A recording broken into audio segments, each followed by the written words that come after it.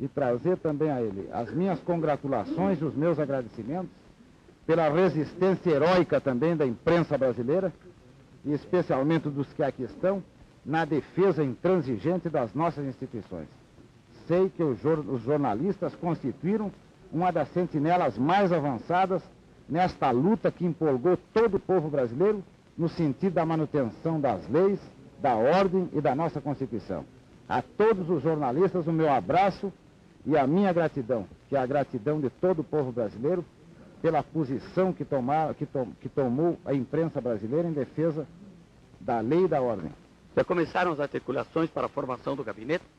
Absolutamente nenhuma articulação. Primeiro repouso? A primeira articulação que eu fiz ao chegar aqui foi esse abraço que vim dar a vocês, porque o resto foi uma conversa cordial com dois presidentes do partido, sem entrar em detalhes nenhum a respeito da composição do governo. E o compromisso perante o Congresso Nacional será mesmo no dia 7 de setembro? Não, é amanhã que eu vou tratar. Uma bela com o data, presidente né? do Congresso. Uma grande data nacional, evidentemente, mas eu não posso afirmar nada porque eu não combinei ainda com o presidente do Congresso, não combinei nem com o Senado nem com a Câmara. E só depois desse entendimento amanhã é que eu vou poder dizer o dia. Agora para as famílias que estão acompanhando esse documentário, acha que no momento com a sua presença em Brasília voltou a tranquilidade a reinar na nação brasileira? Não há mais perigo de nada que possa intranquilizar? Estamos conversando con Rosana de Benedetti con este estudio, en esta tesis que está por presentar sobre los exilios brasileros en el Uruguay. ¿Quién gobernaba en Uruguay en esos años 60 que vienen estas personalidades? Bueno, en ese momento que llegan, estaban, o sea, en el 61, en el 62 estaban, del 63 al 67 fue fue el Consejo Nacional de Gobierno, que fue integrado por personas del Partido Nacional y del Partido Colorado. En el momento que llega Goulart, o sea, el primero de abril se da el golpe contra Goulart. Él llega el 4 de abril a Uruguay. En ese momento, el que estaba presidiendo, digamos, ese consejo era Luis Giannatasio, eh, que sucedió a Fernández Crespo en la presidencia, ¿no? O sea, todos eran integrantes de la Unión Blanca Democrática, con una corriente de pensamiento herrerista, ¿no? En ese momento, Zorrilla de San Martín era el ministro de Relaciones Exteriores, eh, y bueno, Rebollo era el ministro de Defensa acá en Uruguay. Este, o sea, en el Consejo Nacional habían otros integrantes, digamos, de los partidos tradicionales, como Michelini, como Valleverres, Vasconcelos, Carlos Manini Ríos, Gestido, o sea, todos nombres que después tuvieron mucha incidencia en la vida política del Uruguay, ¿no? ¿Cómo reacciona Eh, este gobierno y cómo reacciona el Ministerio de Relaciones Exteriores ante la llegada de estos personajes y la embajada del Brasil? ¿Cómo se maneja ante este arribo? bueno, eso es lo que estamos estudiando, digamos, no tengo o sea, a Goulart le dan asilo, por- o sea, cumple con con lo que le piden para asilarse y le dan el asilo. No he investigado aún, no he entrado en esa fase de investigación en cuanto al relacionamiento que tuvieron ellos, los que estaban en el gobierno acá, con las autoridades que quedaron o con el gobierno de facto de Brasil, ¿no? Este, Hay que recordar que era el año 64. En ese momento, en el Uruguay estaba el Frente Izquierda de Liberación, por ejemplo, y el Partido Demócrata Cristiano, y estaba Erro también en lo que era la Unión Popular. eh, pero no había, digamos, sectores de izquierda. Bueno, Goulart no se puede decir que era una persona de izquierda ni de derecha, o sea, tenía un perfil político diferente, digamos, más popular o populista, más dentro del populismo. Pero inicialmente el gobierno uruguayo es presionado a posterior, en los primeros tiempos, por los militares en cuanto a restringir las actividades políticas de quienes iban llegando al Uruguay. eh, y aparentemente no responden más que como observadores. Porque inicialmente tampoco los exiliados, Goulart o Brizola, llegaron y se pusieron a hacer política el otro día. Mm. O sea, no, tuvieron que procurar ganarse la vida, por ejemplo, ¿no?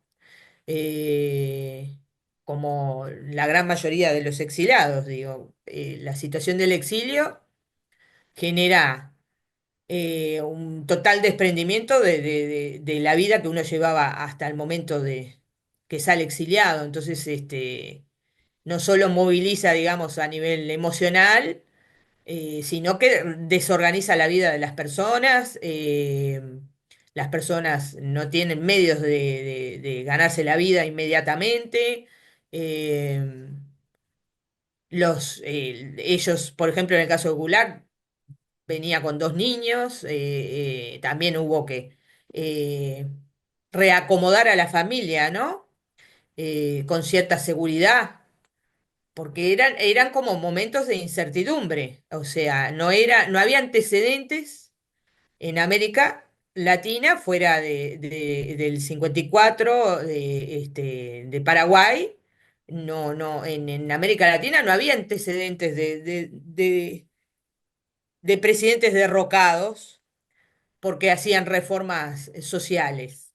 Este, eh, entonces, es como novedoso también, digamos, la situación que vive Goulart en ese momento. Me A decías él de- le posibilitan los documentos hasta el año 73, si mal no me acuerdo, en que él resuelve, cuando después del golpe, digamos, acá en Uruguay, resuelve irse del Uruguay, porque ya el hijo había crecido, digo, o sea, él ya había pasado eh, en el 73, no, o sea, en el 76, perdón. Ya, porque ya había sucedido los asesinatos de Michelini, si mal no recuerdo, en mayo del 76. Y se va, resuelve irse y perder la calidad de refugiado en Uruguay porque entiende que estaba en riesgo su vida. Y se instala con un negocio en Argentina, con una hacienda en Argentina. en la En poco provincia. tiempo muere, digo, o sea, de un infarto. Inicialmente incluso la familia sospechó por muchos años que su muerte no había sido accidental. A posterior, digo, se hizo una investigación, se llevó a la justicia, obviamente, eh, pero bueno, todavía me queda por investigar cuál fue la reacción en declaraciones del gobierno, del consejo que estaba en ese momento cuando Goulart se exila. Decime, Rosana, entonces, primero se instala en Solimar, nos decía primero, Primero se ¿no? instala en Solimar.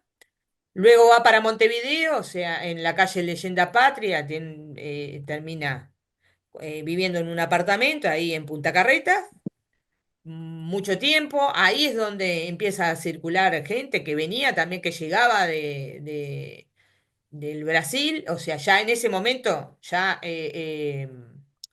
se habían, digamos, el gobierno de facto después actúa, o sea, actúa inmediatamente reprimiendo, ¿no? Eh, Cortando los derechos políticos de las personas, ilegalizando la prensa, suspendiendo derechos constitucionales, digamos. Eh, y bueno, ahí la gente empieza o sea, empieza a salir masivamente, no hay un número, no tengo un número como para decirte qué cantidad de brasileros vinieron al Uruguay, porque muchas veces también era, o sea, el Uruguay se utilizó como en otros países, ¿no? Se utilizaba como base para salir hacia otros lugares. eh, pero digo, una de las características de la dictadura brasilera es que desarrolló o impulsó al exilio a una multitud, digo, también por el tamaño continental de Brasil, ¿no? Que eran muchos millones de personas en ese momento, ¿no? Y entonces, Este, ¿hasta cuándo, hasta qué año se queda? ¿Del 64 es que ingresa y hasta cuándo se queda? él se va, en el 73 se va a la Argentina, se instala en una hacienda en Mercedes, en Corrientes, bueno, y en ese periodo lo pasa exilado en Argentina. Hasta Él queda acá del 64 al 73. y del 76 al 76 Al 76 en Argentina. en Argentina.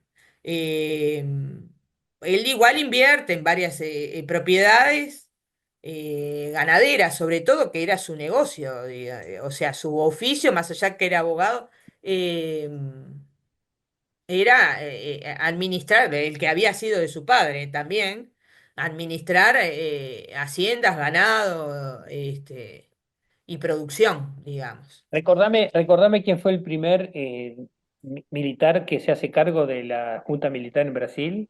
El general Humberto Castelo Branco Castelo. eh, es el que inicialmente, con el que después lo va a suceder el general Costa y Silva, que lo sucede en el año 67, o sea, recrudeciéndose además la represión dentro de Brasil, hay como también hubo aquí un golpe dentro de un golpe, ¿no? No se considera de esa manera, no se le llama de esa manera, porque se entiende de que fue como una sucesión de un militar por otro, pero se podría llamar de que, o sea, fueron sectores de los militares más conservadores que, y ideológicamente más centrados a la extrema derecha, eh, cuando recrudece en el 67 la represión. Brizola. Ahora contame de Brizola. Viene unos días Bueno, de después. Brizola viene un mes después, o sea, hasta ese mes que dan el golpe en abril, un mes y unos días después viene al Uruguay de forma clandestina. eh, y se instala en Montevideo. En realidad medio que lo retienen por unos días, que lo llevan a Atlántida, lo retienen en una casa en Atlántida, o sea, lo tienen vigilado. Eso es Eh, parte de la policía uruguaya. sí, sí, es parte de la policía uruguaya. em, No, en este momento no tengo fresco o sea, cómo fue la circunstancia, porque él hizo declaraciones en cuanto llegó, entonces ahí el gobierno brasilero reclama y lo tiene como por unos días en una situación legal que no clara, digamos, de retención en domicilio. eh, este pero bueno, que al final terminan liberando. Bueno, a Brizola le cuesta un poco más a nivel económico, digo, no tenía más allá de que a Goulart inicialmente le congelan todos los bienes en Brasil y hasta que él demanda, digamos. Brizola no tenía el bienestar económico que tenía Goulart dentro de Brasil, o sea, era otro poder económico y le cuesta un poco más reorganizarse para que, pero también termina comprando un establecimiento, digo, o sea, ¿Y queda en la termina. Atlántida viviendo? No queda en Atlántida viviendo, no queda en Atlántida. Él se viene a Montevideo, eh, pero no lo tengo ahora presente, digamos, a dónde es que se va él. Vos O sabés sea, vos sabés que yo tengo un recuerdo muy lejano. Yo era adolescente, trabajaba como empleado en una casa de antigüedades en la galería Didi, y allí había ah, una editorial que era la sí, editorial de Darcy Ribeiro. bueno, sí. Sí, Y- Darcy Ribeiro estuvo unos años acá, desarrolló, digamos, a nivel profesional, se desarrolló a nivel profesional, trabajó en la Universidad de la República, ah, porque él, o sea, en el momento del golpe era el jefe del gabinete, pero era un profesional de la educación muy importante, ¿no? Había sido ministro en algún momento también. eh, y bueno, vinieron otros también. Paulo Gilingui es uno de los que trabajaba con Brizola, que también viene y de los que más contacto mantienen con Brizola. Brizola se queda hasta el 77 en el Uruguay, o sea, ya ha entrado bastante la situación dictatorial en el Uruguay y se termina exiliando, ahí sí le retiran digamos, a Brizola le retiran el asilo y se termina exiliando en Nueva York. Y después Brizola eh, vuelve al Brasil. En el caso Goulart es el primer presidente que muere en el exilio en América Latina, digamos, desde el siglo, ¿no? Este, porque por poner, Perón volvió, digamos, a la Argentina, por decir, Perón estuvo también exiliado, pero volvió y muere en Argentina, ¿no? Este, que era otra situación bien diferente, pero eh, ellos en sí, bueno, estoy en fase de investigar cómo se relacionaban, o sea, hay movimientos en las fronteras, hay movimientos de personas que venían con información desde Brasil, hay reuniones, pero y conformación, digamos, de, de organizaciones políticas o de propuestas políticas para en la búsqueda de quebrar el régimen militar y retornar a la democracia, ¿no? Pero bueno, esa es la parte de investigación que todavía estoy y cuáles son tus fuentes? descubriendo. Dónde estás investigando? ¿Cuáles son tus fuentes de archivo? Bueno, mis fuentes de archivo en este caso son prensa, artículos de prensa, tanto brasileros como uruguayos. Estamos hablando de un proceso que pasó hace 60 años, entonces quedan muy pocas personas que los hayan conocido. Tengo algunas personas de entrevistas que tuvieron la casuística de conocerlos. em, Y básicamente en esta primera etapa pretendo, o sea, trabajo con esas fuentes. Ya para investigar la cuestión del seguimiento y cómo se comportaba el Uruguay, digamos, como país receptor de exilio, los vínculos entre embajadas, ya ahí hay que recurrir a los archivos del Ministerio de Relaciones Exteriores, los archivos del Ministerio de Defensa y del Interior, que no son de fácil acceso tampoco. Muchas cosas no se informan, digamos, son mantenidas en secreto hasta el día Claro, de hoy. claro, claro. También Brasil tiene un archivo, tiene digitalizado los archivos. Es de avanzada Brasil en ese aspecto. Entonces tienen muchísimo material que se puede acceder de forma virtual, gratuitamente, a través de los archivos que los tiene todos digitalizados. Entonces, bueno, es un trabajo de hormiguita, leer cada uno de esos documentos, pero que me resulta súper interesante. ¿Hablas portugués? ¿Manejás el idioma? Sí, sí, sí, soy bilingüe en portugués. Ah, perfecto. Eso es. Entonces ahí viví unos años en Brasil también, tengo Ah, familia en Brasil, entonces tengo una vinculación emocional con el país. por eso viene esta línea de investigación, entonces. Por eso esta línea de investigación. Tengo otras, pero digo, con esta temática tiene que ver, obviamente, mi trayectoria personal. Siempre el investigador tiene un motivo, más allá de lo científico, diga, o del aporte que uno pueda hacer al conocimiento general, ¿no? Rosana, y Eh, aparte de tu carrera en historia, ¿cuál es tu trabajo? ¿En qué estás trabajando? bueno, yo soy servidora pública y trabajo para un ministerio, y no, no, de ese lado no te puedo aportar mucho más, digo, fiscalizo instituciones educativas y culturales, pero básicamente estoy al servicio del ciudadano. Y Viajas por el interior, viajas mucho. viajo por el Uruguay Mm.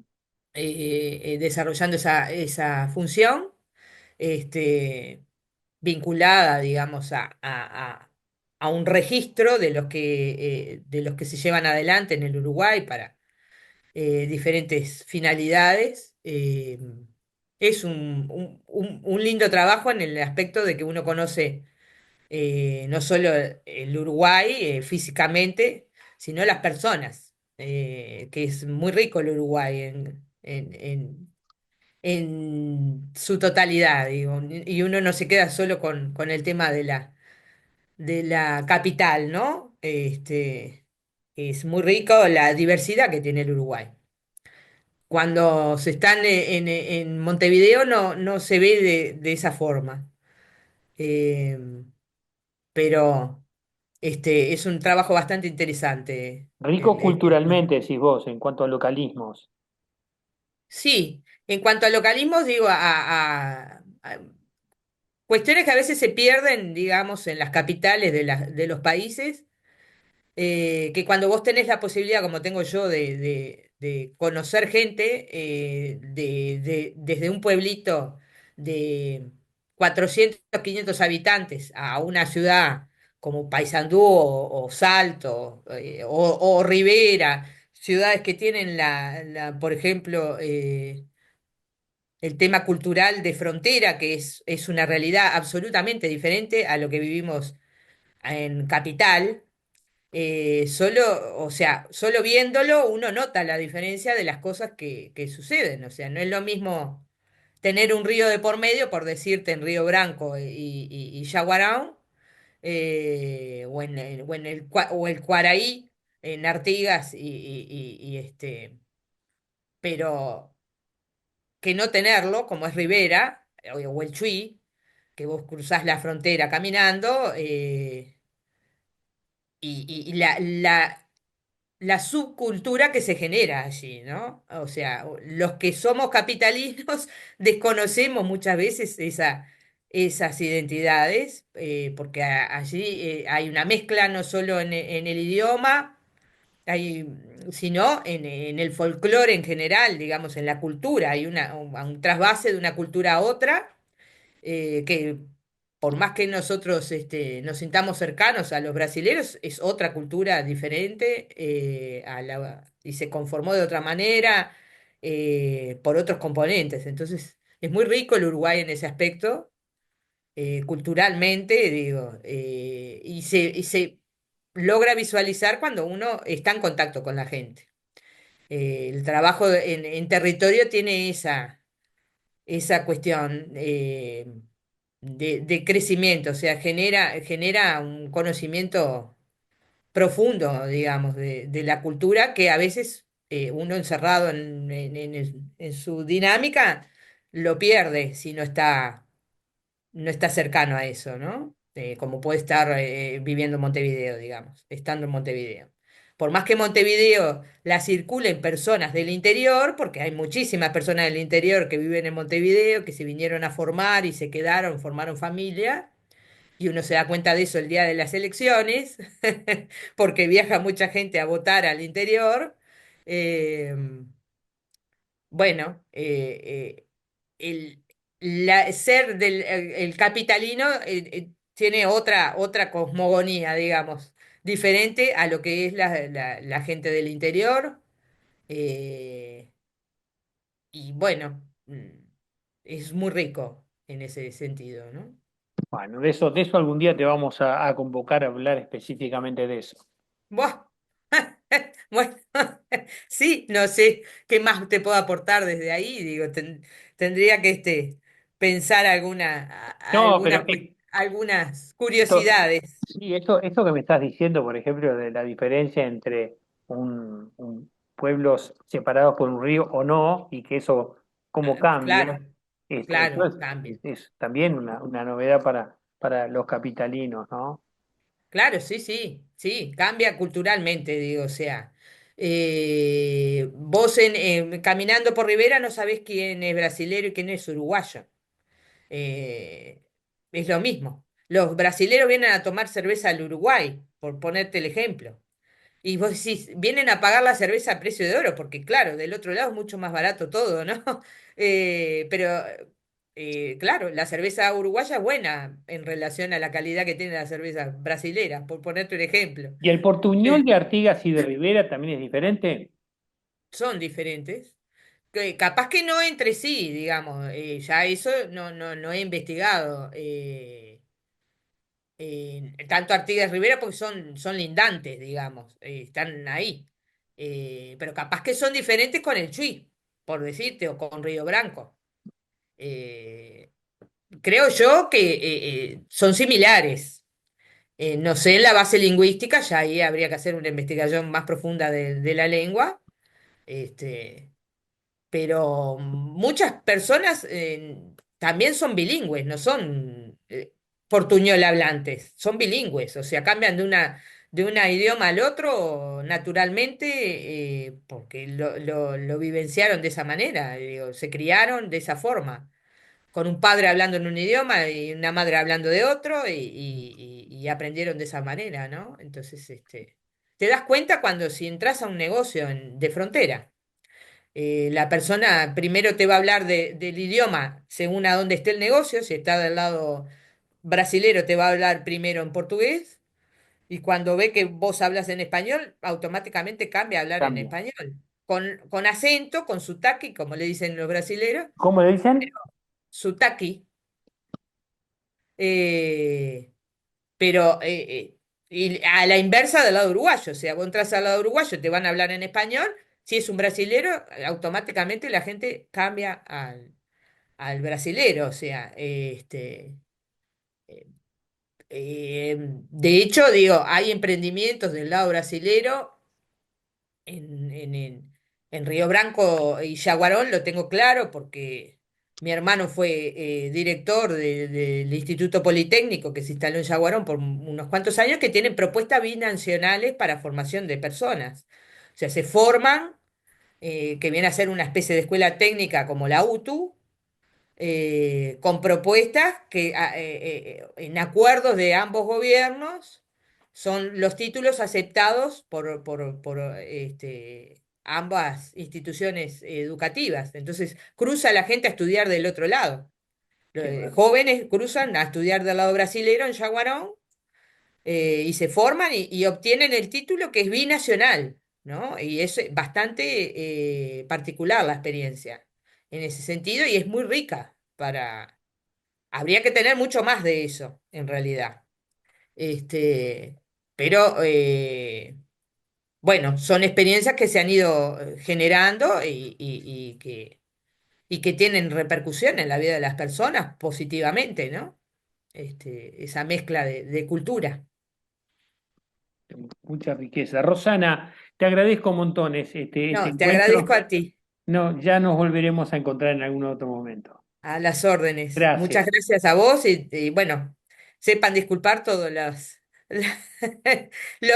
los pánicos escénicos. Sabemos que estamos hablando con una estudiante, avanzada, pero estudiante. Así Sí, que sí, eso es lo lindo además, que te agarramos en proceso, exactamente, de construcción, en de mí cocina, en la misma cocina. y de algo más. Genial, genial. Bueno, Bueno, muchas gracias. gracias a ti. Chau, chau. Bom, eu quando saí do Sul, ou melhor, quando saí do estrangeiro para chegar ao Brasil, a fim de cumprir com os deveres que me são impostos pela Constituição, trouxe no pensamento esse único propósito, de tranquilizar as famílias brasileiras e de fazer com que o país voltasse à sua tranquilidade, voltasse à lei, ao respeito, porque entendo que é somente dentro de um clima de tranquilidade, de paz e de respeito às leis que o Brasil pode atingir os seus objetivos. E o senhor acredita no regime parlamentarista, no êxito desse regime que se instala com a sua pessoa como presidente da República? Basta que o regime parlamentarista traga essa paz e essa tranquilidade tão desejada pela família brasileira, basta que traga um clima de desenvolvimento para o país e ele já terá prestado um grande serviço a essa nação.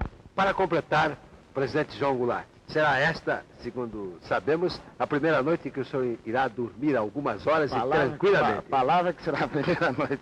Que até ontem, os jornalistas que estavam em Porto Alegre são testemunhas disso, passamos numa vigília cívica durante a noite inteira, principalmente quando tivemos notícia dos últimos acontecimentos que se verificavam na capital, aqui em Brasília. É verdade que o senhor acompanhou em Porto Alegre, e agora é uma vaidade profissional, os acontecimentos através da Rádio Difusora de São Paulo? Realmente, em muitas oportunidades, a Rádio Difusora é que nos punha ao contato dos últimos acontecimentos verificados no país. Mesmo porque a cadeia da legalidade lá no Rio Grande do Sul estava em permanente contato